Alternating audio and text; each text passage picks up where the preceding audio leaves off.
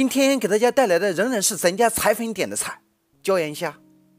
首先我们准备大虾适量。天太冷了，那家伙冻得腿直抖，让你不穿秋裤。废话不多说，开始改刀。上去就是咔咔的一阵剁去虾须和虾腔，省得支棱巴嚓的看着烦人。然后我们再用推拉刀法，冷不丁在虾背上来一刀，目的是方便后期烹饪时入味。前期的视频已经详解了如何去虾线，这里不做赘述。把改刀后的大虾清洗干净后沥干水分备用。开始拍粉，拍的是最普通的玉米淀粉。用土豆淀粉行吗？不行。土豆淀粉虽然价格高，但不代表它就万能呀。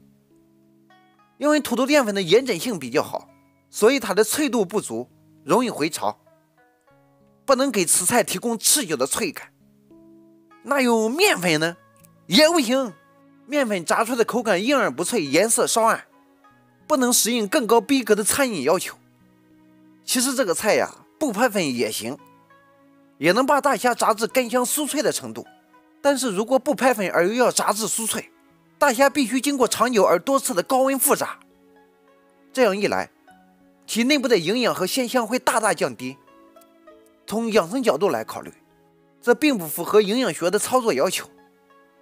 所以我们多次少入玉米淀粉，在大虾表面拍上一层若有若无的保护膜，这样炸出的大虾不但外层的口感干香酥脆，内部的虾肉也滑嫩鲜香，而且还能更大程度的保留大虾的营养。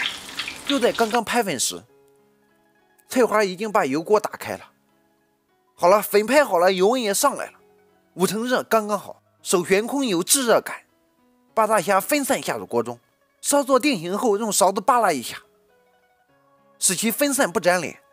大约30秒后，锅内油温降低时，把其捞出，避免大虾吸油。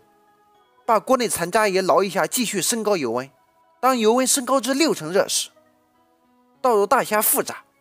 复炸的主要目的有2个：一是大家都知道的哈，二是逼出第一次炸制时残留的油分。大约20秒后，大虾就被炸好了。我们听一下，声音很脆，而且颠动时感觉重量也变轻了。这是因为大虾吸入的油分被逼出来。有时候我们去饭店吃饭，感觉椒盐虾的口感比较腻，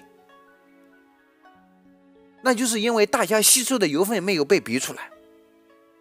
然后锅内留极少量底油，下入姜末、蒜末、青椒、红椒、洋葱末，稀里糊涂的那么一炒，炒出料头的香味后，立马关火，倒入大虾，一手翻锅，一手撒椒盐，撒匀后即可出锅，搞定。一日3餐记得按时吃饭。